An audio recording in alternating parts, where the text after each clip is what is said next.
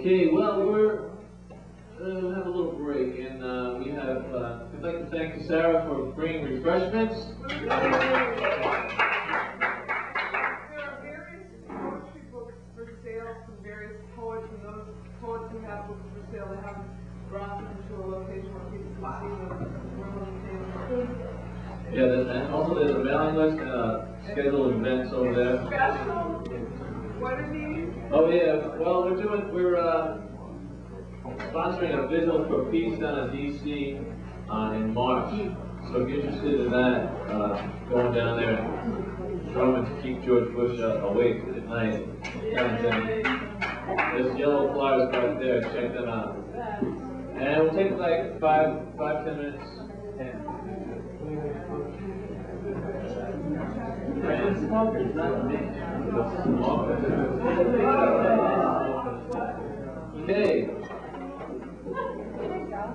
I really like these poetry readings. They're really cool. It's all poetry things. That is really cool coming from a musician. Yeah. That's what I've been doing so far. So, all right. Sign up on the mailing list and we'll send you some information. A little postcard. My postcard card. Okay. Well, the next reader is got kind of popular in the scene these days, and it's real nice to have him here. He's got his book out, what is it? The Required Dance, and it looks real good. I haven't got a good look at it, but there we go. Testimony, right. It's great. So it's check-outable over there on the table. Look at that sign, poetry for sale. Ooh, all right, that's really cool. We got a poetry sign here. We're really going. So without any further ado, I'd like to introduce Wally Butts, and here he is. Give him a nice hand.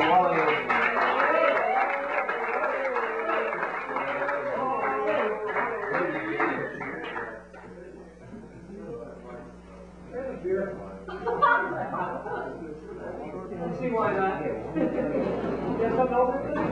No. We got to open over here. You'll get what's left, Wally. It's served. Yeah, Sorry.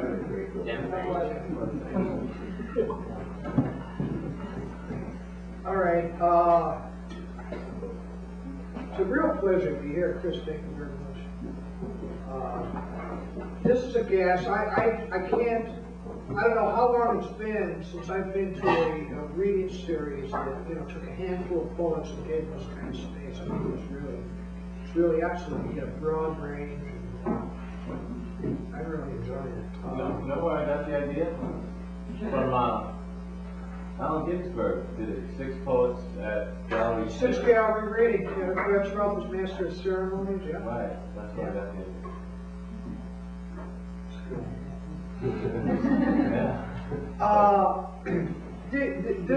This is my book, Required Dance, and I guess very simply what I'd like to say about it is that this was a project of real love. The person who published it, Peter Kidd out of New Hampshire, is an old dear friend of mine. He started a press and did this book together. And it's part of what poetry could be to all of us. And I guess what I'm trying to say, we can all get involved. I came here in '78. There was a lot of activity, and then it kind of died. And it's great to see this kind of resurgence of reading series and people doing things. The book is in 5 sections. I'm going to read a couple of points in it, and then some new points that I've written since. This book moves back from between a very rural and very urban existence. I grew up in upstate New York. So, by way of introduction, this poem is called Traveling, and contains a lot of family history, personal things that kind of permeate in many ways the book. Traveling. My great uncle rowed churning brown waters of the barge canal. until he moved across country to escape the Union Army draft. Grandfather was a conductor on the Baltimore and Ohio and knew the notorious outlaw Frank James after he stopped robbing trains and journeyed east, a Bible salesman with stories of closed doors and no takers. Frank never spoke about the blown-apart house or the brothers shopping behind. But during the quiet hours of morning in western New York State, he would look again at the photograph of a one-armed woman staring grimly through the memories of the dead sons. Let's get the hell out of Pennsylvania, my uncle told my father. Just before father was going to spend the last of their savings on a diamond engagement ring for a red-haired waitress from Philadelphia, he loved a week.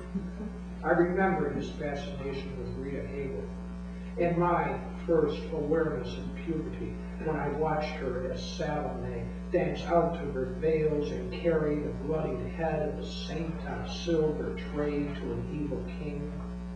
I walked from the theater astonished by a new desire and planned to leave that small town someday forever. 5 years later, I enlisted in the Navy and went by railroad to Illinois. The porter and I stayed up talking. That conversation is lost to me now. Instead, I recall grotesquely lit Detroit in the evening and young sons who thought of their lives without mothers. Landscapes sped past, slowed down, then disappeared beyond the train's darkening windows. First images of manhood were reflected in my boy's face, and a future of questions roared in my ears. Ahead was a distance no map could chart. I gave myself to it and slept.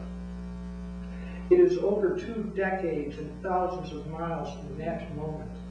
Tonight I return to those dead sons and absent mothers. Whatever it is we have been makes us different by choice or chance.